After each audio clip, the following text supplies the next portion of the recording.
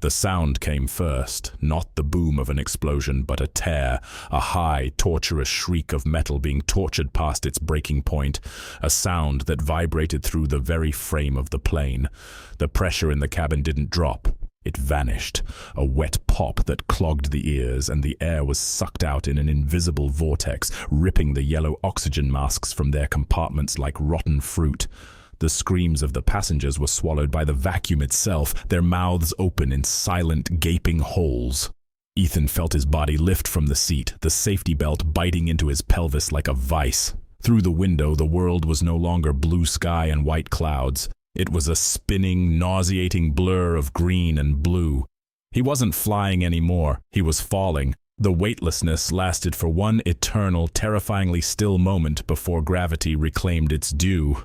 The first impact was not a single shock, it was a series of brutal, shattering convulsions, the sound of crumpling metal, the dry, brittle crack of breaking bone. A violent lateral force wrenched Ethan's head to the side and the world went black. He woke up in water, warm, salty, and thick. The acrid smell of jet fuel filled his nostrils, mixing with the metallic tang of blood. The plane's fuselage had been torn open like a tin can. One half was submerged in the shallow turquoise water, the other a jagged wreck impaled on a coral reef. Around him was a silence, a dead silence. An arm, unattached to any body, floated in the water beside him. A little farther on, a woman was still strapped into her seat, her head slumped forward at an angle the human spine was not designed to accommodate. Ethan's instincts as an ER doctor took over, overriding the shock. He checked himself. A sharp pain in his ribs, a deep gash on his forearm, but he was alive. He was whole. He staggered to his feet, the water waist-deep. He began to move through the wreckage, the slosh of his footsteps the only sound to break the morbid stillness. "Is anyone alive?" he croaked. A faint moan answered from somewhere ahead. Ethan moved toward it, saw a man whose leg was pinned to the floor by a massive piece of metal. The white of his bone jutted out from the torn red ruin of his flesh. He was Ethan, an emergency room doctor. He had seen terrible things, but nothing had prepared him for this operating theater made of hell, with tools of wreckage and his own bare hands. He found others. A large man with cold eyes, who introduced himself as Marcus, was already fashioning a tourniquet for his own leg from a strip of shirt, his focus absolute. A young woman named Lena was trapped under a seat but seemed largely unharmed. In total, they found 12 survivors, or those trying to be, in a sea of corpses and debris.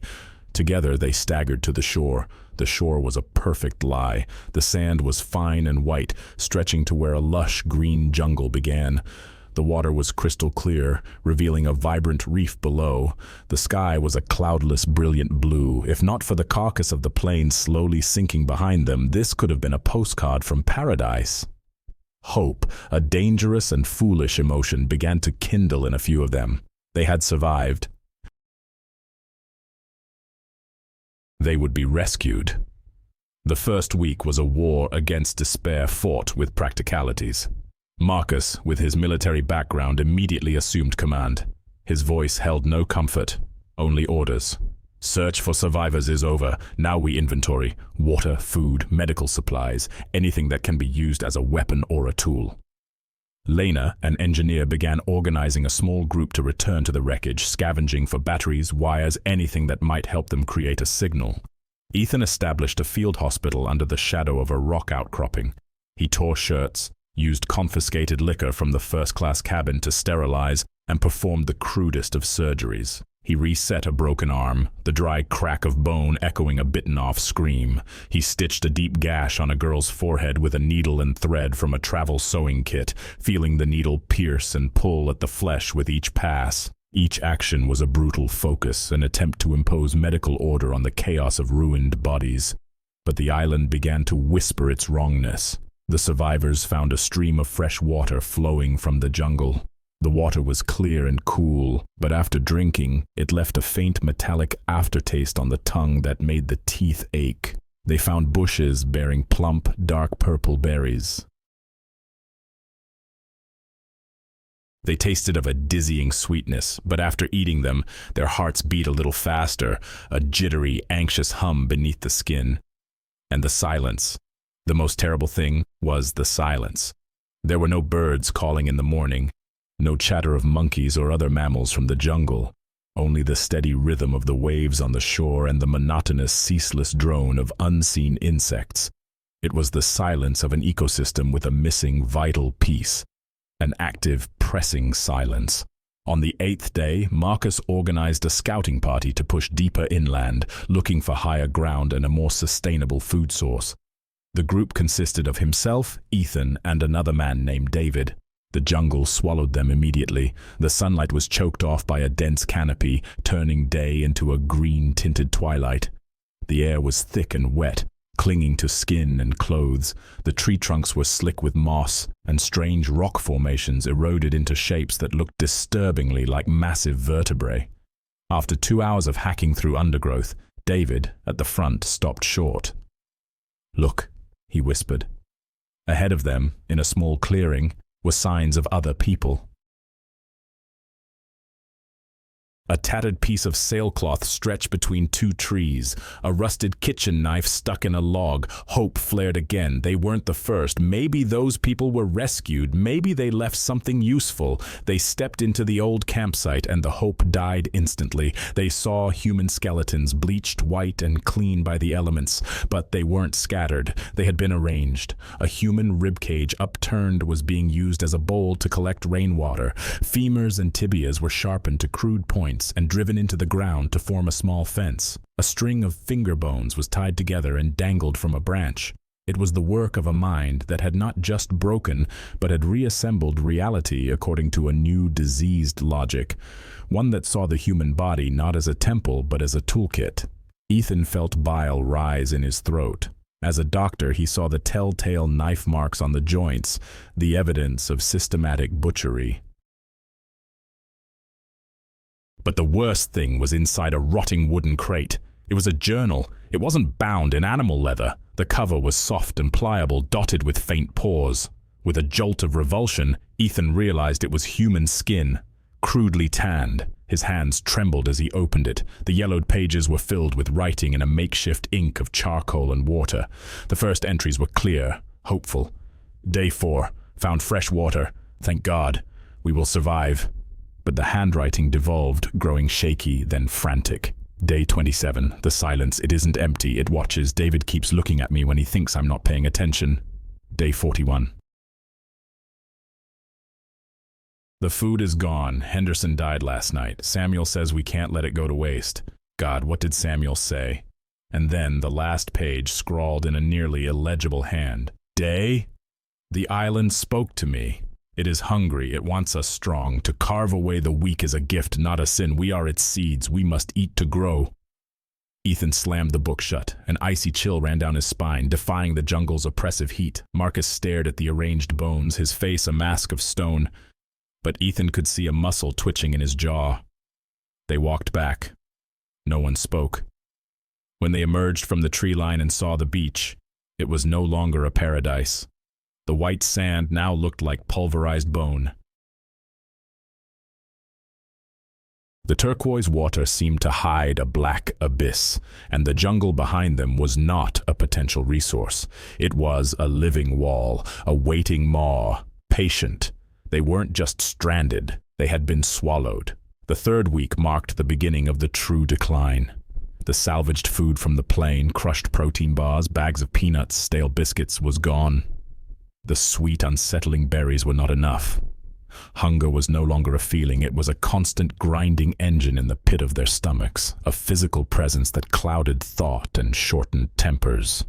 It was in this state of gnawing emptiness that the island's more aggressive hostility began to manifest.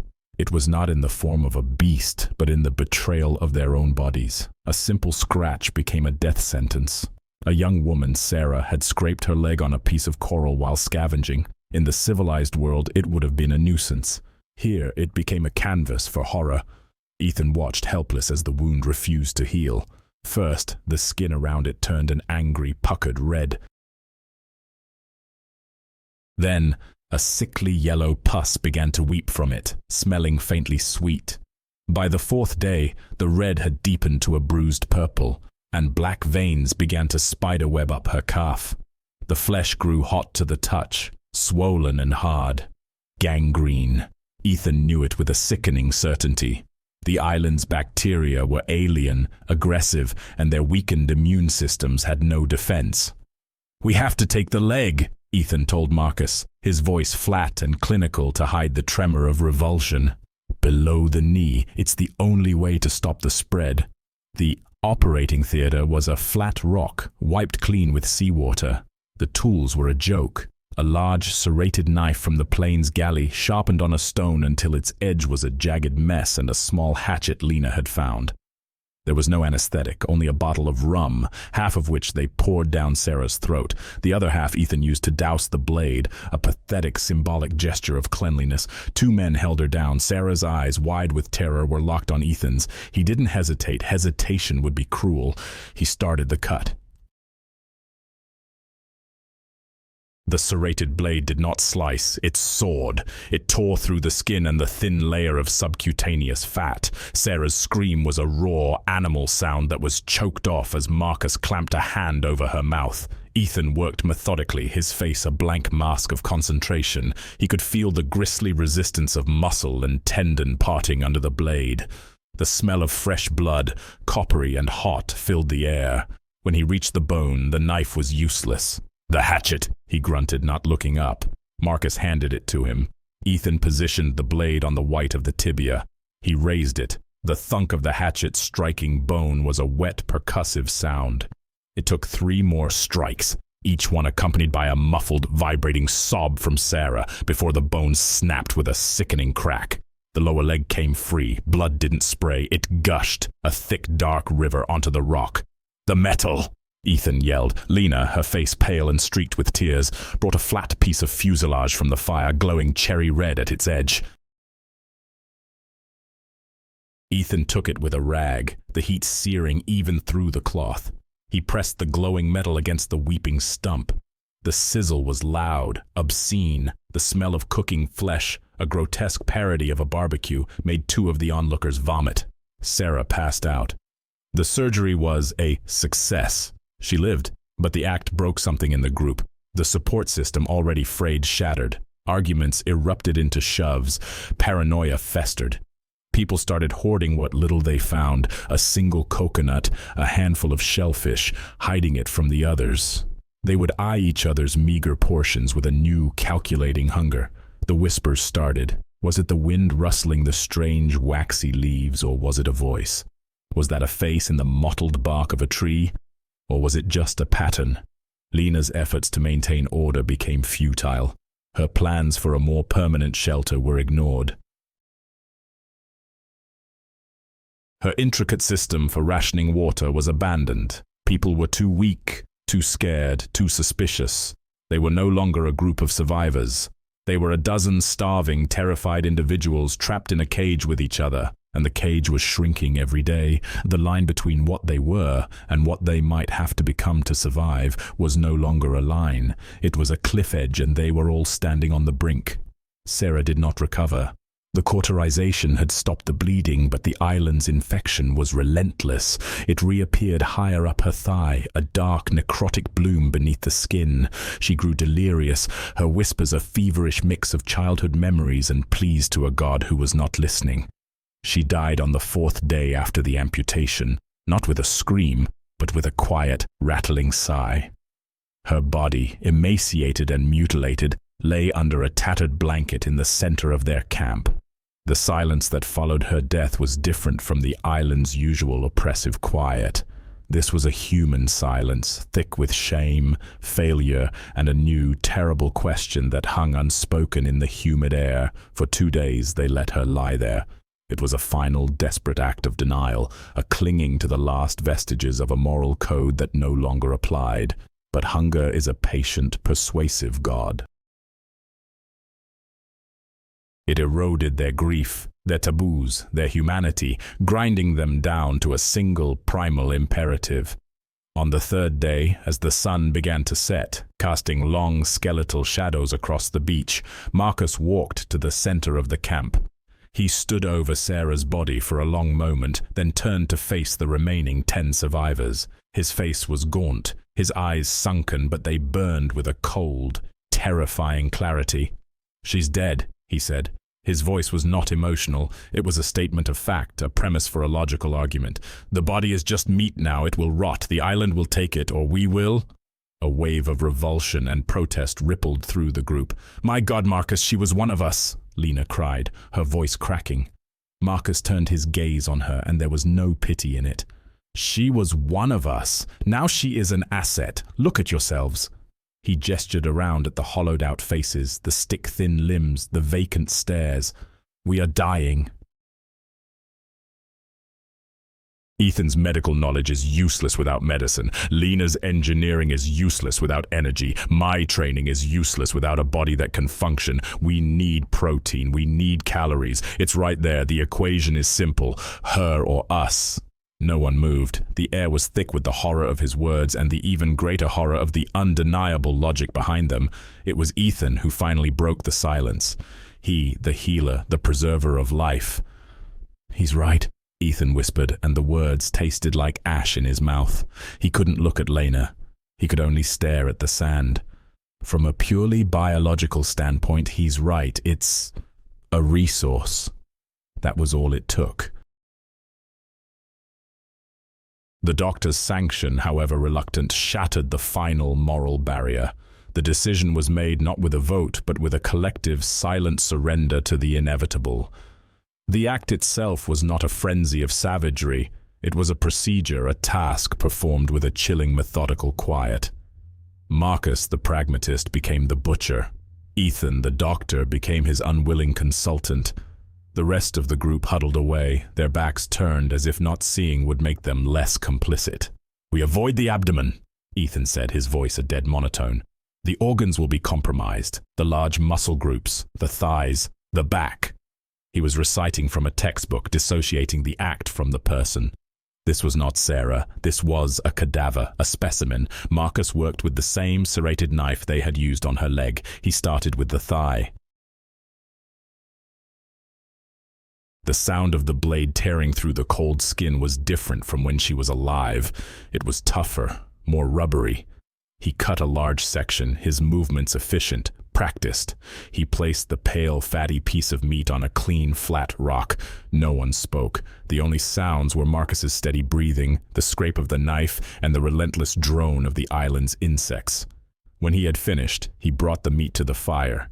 He skewered it on a stick he had sharpened. As it cooked, a new smell filled the camp. Not the sweet, cloying scent of infection or the acrid smell of cauterized flesh. It was the smell of roasting meat, a familiar, savory, and utterly profane smell. It made their empty stomachs cramp and their mouths water against their will. Marcus took the first piece. He bit into it without ceremony, chewing slowly, his eyes closed for a moment. Then he looked at the others. "Eat," he commanded. "Or die." One by one they came forward. Lena was last. Her face was a mask of self-loathing, tears streaming down her cheeks, but she took the piece offered to her. She raised it to her lips, hesitated, and then ate. The taboo was broken. The Rubicon was crossed. They were no longer just survivors. They were cannibals. That night, no one slept. They lay in the darkness, the strange, heavy meat sitting in their bellies, each of them utterly alone with the monster they had just fed, both outside and within. The island was quiet, as if satisfied. It had planted its seed. It had eaten. The first act of cannibalism was a dam breaking. The moral flood that followed washed away everything. The fragile pretense of community, of shared humanity, vanished overnight. He knew where to strike for maximum effect, how to induce shock, how to exploit the nervous system. He became a different kind of hunter, quiet, analytical, and precise. He found his own refuge in a small cave system behind a waterfall, the constant roar of the water masking any sound he made. This became his laboratory. He began to fashion traps, not the clumsy snares for animals he had tried to make before, but traps for men. He used his knowledge of anatomy to design them. He created a tripwire that wouldn't just snare a leg, but would release a sharpened bamboo stake aimed at the femoral artery. He dug a pitfall, not deep, but lined with upward-facing, fire-hardened spikes, positioned to puncture lungs and abdomens. He was horrified by the cold, clinical logic that took over his mind, but he could not stop it. It was the same logic that told him how to reset a bone, now telling him how to break one. The mirroring was absolute. He found himself mimicking Marcus's habits, moving silently along the edges of clearings, constantly scanning his surroundings, assessing everyone he saw not as a person, but as a collection of strengths and weaknesses. The island was a medical chart, and everyone on it was a patient with a fatal diagnosis he could choose to hasten. The hunt became the island's new rhythm. A scream in the night was no longer a cause for alarm, but a signal that the herd was being thinned. Ethan witnessed it from a distance. He saw Marcus ambush David near the stream, a swift, brutal attack with a rock to the back of the head. He watched as two other survivors fought each other to the death over a fish one of them had managed to spear, their grunts and the wet thud of their blows echoing in the unnerving quiet. Ethan's first kill was not a choice, it was a reaction. One of the other survivors, a desperate man named Paul, stumbled upon his cave. Paul's eyes were wild with hunger, and he held a sharpened rock. He saw Ethan, and his gaunt face twisted into a snarl of desperate opportunity. He lunged. Ethan didn't think. He reacted with the cold precision he was honing. He sidestepped, grabbed Paul's outstretched arm, and used his momentum to slam him against the cave wall. He had a piece of sharpened fuselage in his hand, a crude knife he had made. He drove it into the soft spot just below Paul's ribs, angling it upward. He knew exactly where the spleen and kidney were. He felt the sickening give of flesh and organ. Paul gasped, his eyes wide with surprise more than pain, and slid down the wall, leaving a wet red smear. Ethan stood over the body, his chest heaving. There was no triumph, no remorse. There was only a profound, terrifying emptiness. He looked down at his hands, at the crude knife, at the dead man at his feet. He had committed the transgressive act. He had become the monster to survive the monster. And in the silence that followed, broken only by the roar of the waterfall, he understood. The hunger wasn't just in their stomachs anymore, it was in their minds. It was the island's only law, and he was now its enforcer. The island became a quiet graveyard, haunted by the living. The population had dwindled to 3. Ethan, the reluctant predator, Marcus, the willing king, and Lena, the last ghost of civilization. She had survived through cunning and concealment, a scavenger living on the periphery. Her engineering skills now used only to create alarms and hideaways, but in a shrinking ecosystem, neutrality is not a sustainable state. The confrontation was inevitable, and it began over water. The main stream, the one with the metallic taste, was the only reliable source. Both Ethan and Marcus knew this. They had avoided each other for weeks, hunting the weaker prey, but now only the strong remained. Ethan was watching the stream from a high vantage point hidden in the dense foliage when he saw her, Lena.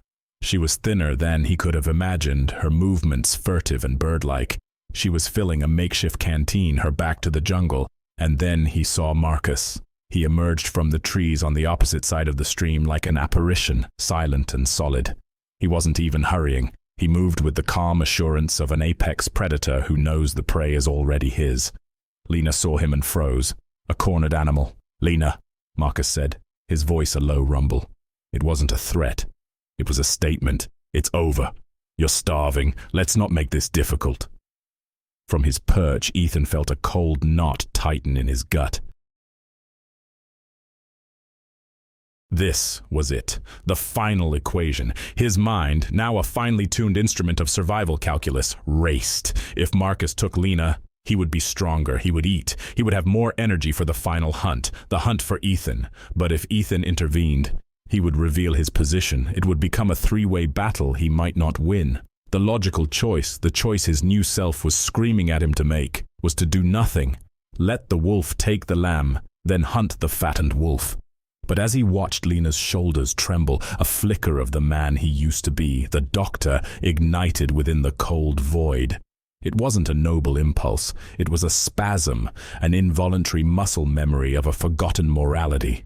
He raised the weapon he was carrying, not a knife, but a crude bow he had painstakingly crafted, its string made from salvaged electrical wire, its arrows fletched with human hair. He aimed not for Marcus's heart or head, his target was anatomical.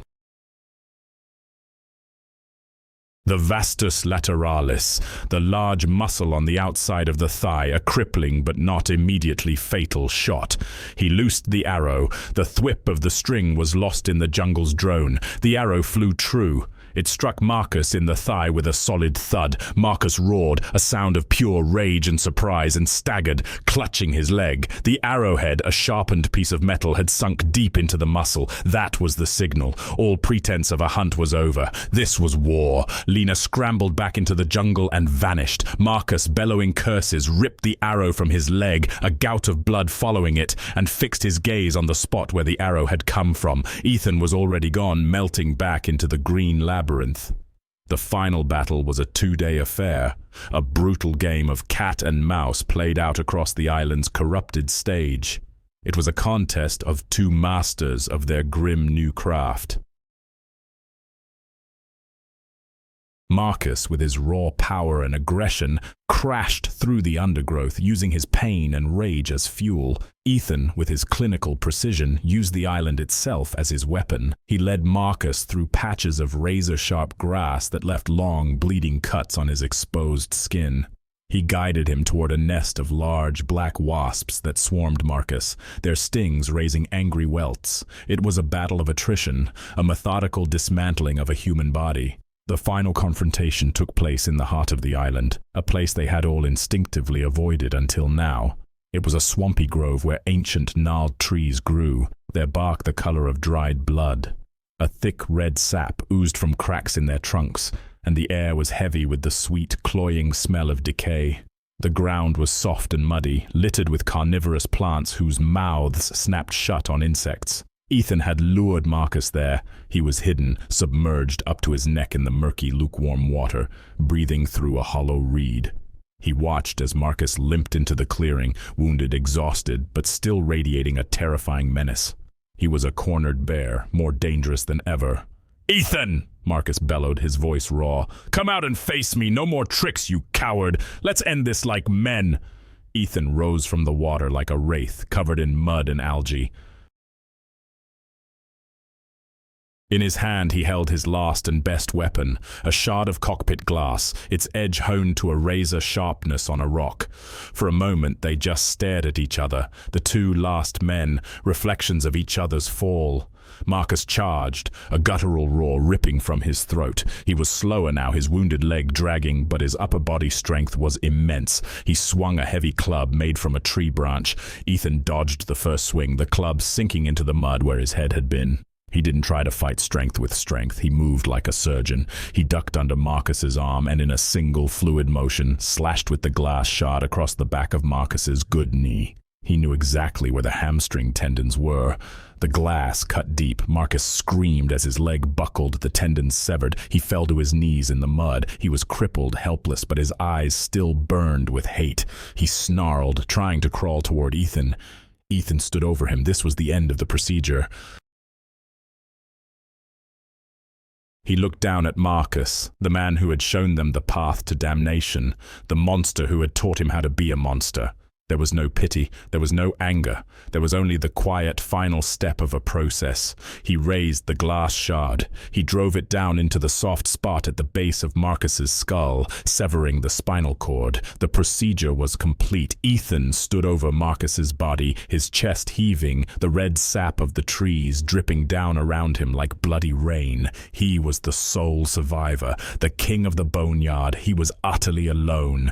It was then that he heard it, a new sound, alien to the island's monotonous drone, a rhythmic whoomp, whoomp, whoomp that grew steadily louder. He looked up through a gap in the blood-red canopy. A helicopter, a rescue helicopter, circling the beach. Civilization, rescue, food, a bed, an end to the nightmare. For a moment, a wave of dizzying, overwhelming relief washed over him, so powerful it made him weak at the knees. He could run to the beach. He could wave his arms. He could go home. He He started to move, stumbling through the mud, his eyes fixed on the sky, home. But then he stopped. He looked at his hands, caked in mud and Marcus's blood. He looked back at the corpse at his feet. He thought of the taste of cooked meat. He thought of the cold, clean logic of the hunt, the absolute clarity of purpose he had felt in these last weeks. What was home? A world of rules he no longer believed in? A world of people who would look at him with pity and horror, who could never understand. They would try to fix him. They would try to make him forget who he now was. The rhythmic chopping of the helicopter blades was a call from a world he no longer belonged to. The island, his island, was quiet. It was a kingdom built on a simple, honest truth: eat or be eaten. Here he was not a monster. He was a success. He was a survivor. He was king. Ethan turned his back on the sound of the helicopter. He stooped and picked up the piece of sharpened glass, his tool, his scepter. He did not run toward the beach. He turned and walked deeper into the bleeding grove, the mud sucking at his feet. He was hungry, and his kingdom provided.